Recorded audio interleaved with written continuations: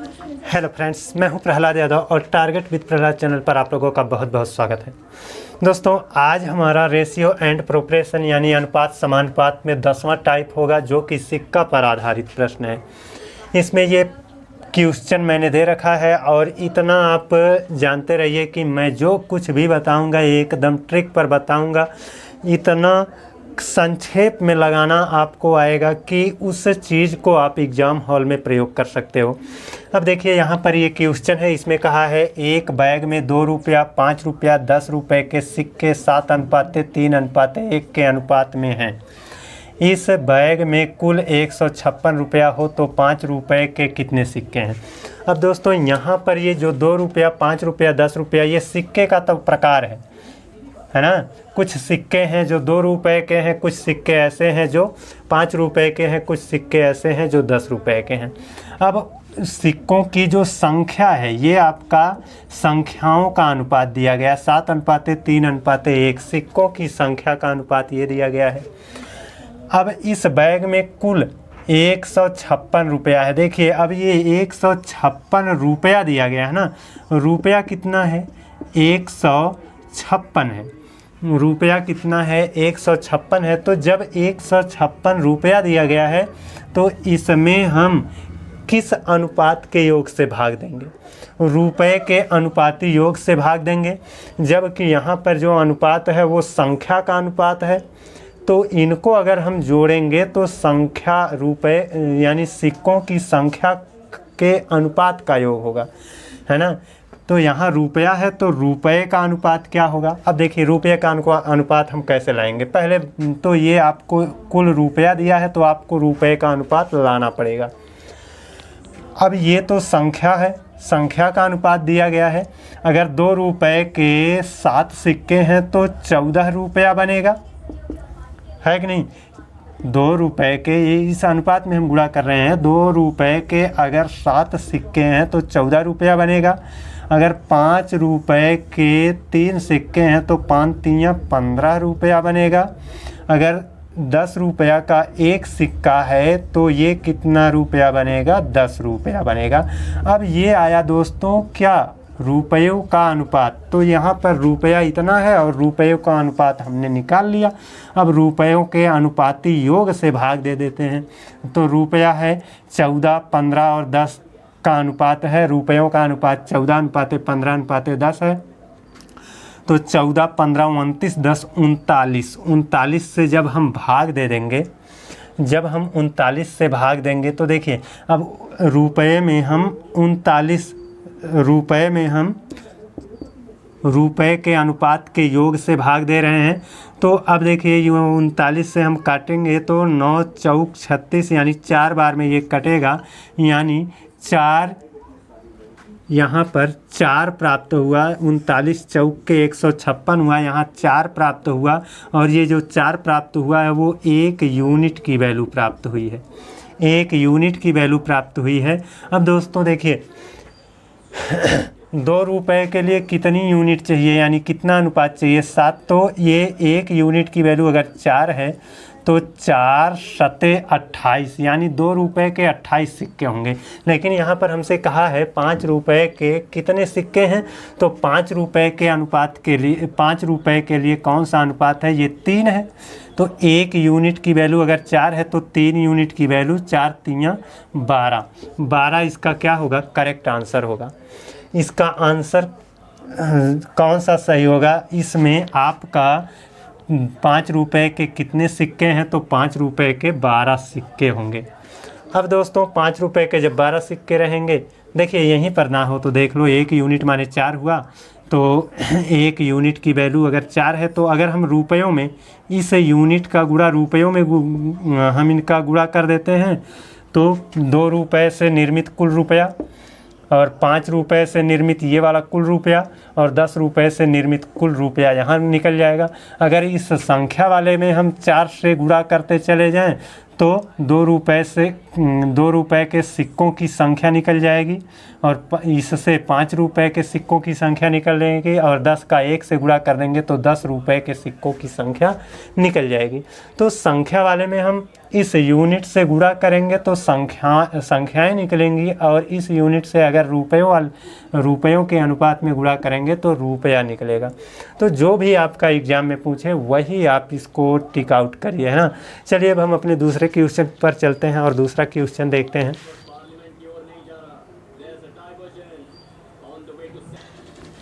ये देखिए दूसरा क्वेश्चन है।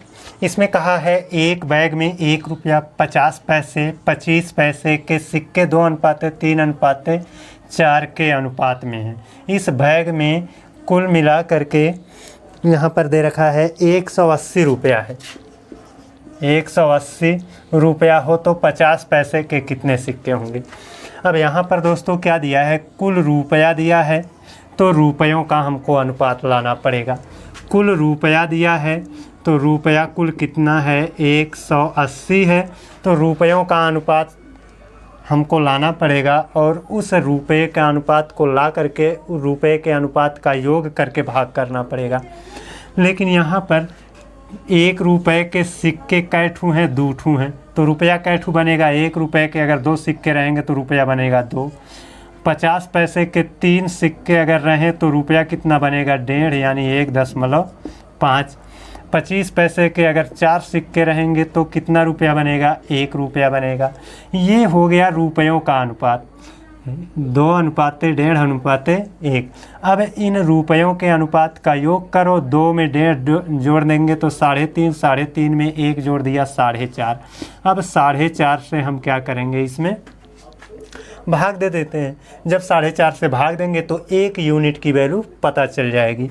अब देखिए यहाँ पर 4.5 है तो एक अंक पर ये दशमलव है, इसको हटाएंगे तो यहाँ 0 बन जाएगा और 9×5 = 45, 9×5 = 45 और 9×2 = 18, ये 200 हो जाएगा। 5×4 = 20 यानी 40 हो गया। तो 1 यूनिट की वैल्यू कितनी आई, 1 यूनिट की वैल्यू ये आपकी कितनी आ गई है, 40 आ गई है। अब इस 1 यूनिट की वैल्यू जो 40 आई है, उस 40 से अगर यहाँ पर सिक्कों का अनुपात है इसमें गुणा करेंगे तो सिक्कों की संख्या आएगी और ये रुपयों का अनुपात है, इसमें गुणा करेंगे तो रुपया आएगा। जो पूछा है उसी में गुणा कर लो। यहाँ पर कहा क्या है, 50 पैसे के कितने सिक्के हैं। सिक्के कहा तो सिक्के के लिए आपका ये 3 जिम्मेदार है, 50 पैसे के सिक्के के लिए, क्योंकि ₹1 फिर 50 पैसा तो 2:3। ये 50 पैसे के सिक्के के लिए है तो 40 का 3 से गुणा कर देंगे, 4×3 = 12 यानी 120। 120 क्या हो जाएगा, हमारा उत्तर हो जाएगा, यानी 50 पैसे के 120 सिक्के हैं। तो ये था हमारा दूसरा क्वेश्चन। अब चलिए हम अपने तीसरे क्वेश्चन की ओर चलते हैं और तीसरा क्वेश्चन देखते हैं। ये देखिए हमारा तीसरा क्वेश्चन है। इसमें दे रखा है एक बक्से में कुल 420 सिक्के रखे हैं, यानी सिक्कों की कुल संख्या कितनी है, 420 है, जिसमें ₹1, 50 पैसा और 20 पैसे के सिक्के की कीमत का अनुपात 13:11:7 है। तो 50 पैसे के सिक्कों की संख्या बताओ। अब दोस्तों यहाँ पर करना क्या होता है ना, कि यहाँ पर कुल क्या दिया है, सिक्कों की संख्या दिया है या कुल रुपया दिया है। तो पिछले 2 क्वेश्चन में हमने देखा कि कुल रुपया दिया होता था तो हमको अनुपात से रुपयों का अनुपात निकालना होता था, लेकिन यहाँ पर क्या दिया है, कुल सिक्के दिया है 420, है ना, यानी 420 क्या है, सिक्का। कुल सिक्का कितना है, 420 है। अब यहाँ पर सिक्के की कीमत का अनुपात दिया है। जब कीमत का अनुपात दिया है तो यहाँ पर सिक्कों की कुल संख्या है तो सिक्कों का अनुपात निकालना पड़ेगा। ₹1 के सिक्के से ₹13 की कीमत तैयार हुई है, यानी 13 सिक्का रहा होगा तभी तो ₹13 की कीमत तैयार हुई। तो यहाँ पर सिक्का का अनुपात यानी अनुपात, हम सिक्कों का अनुपात निकालेंगे। यहाँ सिक्कों की संख्या दी गई है, इसलिए हमको एक नया अनुपात सिक्कों का अनुपात निकालना होगा। सिक्कों का अनुपात क्या होगा, ₹1 से अगर ₹13 निर्मित है तो 13 सिक्का होगा, 13 सिक्का होगा। और ये 50 पैसे से अगर ₹11 की कीमत तैयार हुई है तो 11 रुपये की कीमत तैयार हुई है, तो सिक्का कितना होगा भैया? 1 रुपये की कीमत तैयार करने में 2 सिक्का लगता है, तो 11 रुपये की कीमत तैयार करने में 22 सिक्का लगेगा। तो यहाँ पर ये हो जाएगा 22। और देखिए ये 20 पैसे के सिक्के से 7 रुपये की कीमत तैयार हुई है, तो 1 रुपये की कीमत तैयार करने में 5 सिक्का लगता है 20 पैसे का। तो 7 रुपये की कीमत तैयार करने में 7 पंजे 35 सिक्का लगेगा। यहाँ पर ये हो जाएगा 35। अब इनको हम ऐड कर लें, है ना। देखिए इकाई इकाई इकाई को जोड़िए। 5 2 7 3 10 के शून्य हासिल हुआ 1। दहाई दहाई को जोड़िए। 3 2 5 1 6 हासिल 1 7। 1 1 शून्य काट देंगे। 7 छक 42, यानी ये जो 6 आया वो 1 यूनिट की वैल्यू आई है। अगर 1 यूनिट में आपका 6 बन रहा है, 1 यूनिट बराबर 6 आ रहा है, तो अब देखिए कहा क्या है, 50 पैसे के सिक्कों की संख्या, तो सिक्कों का अनुपात से ही सिक्कों की संख्या निकलेगी। तो यहाँ पर सिक्कों का अनुपात दे रखा है ये, और इसमें 50 पैसे के सिक्के के लिए कौन है? 22 है। तो 1 यूनिट बराबर अगर 6 है तो 22 यूनिट बराबर क्या होगा? 6 का 22 से गुणा कर दो, 6 दूना 12 और 6 दूना 12 1 13। 132 आपका क्या हो जाएगा? उत्तर हो जाएगा।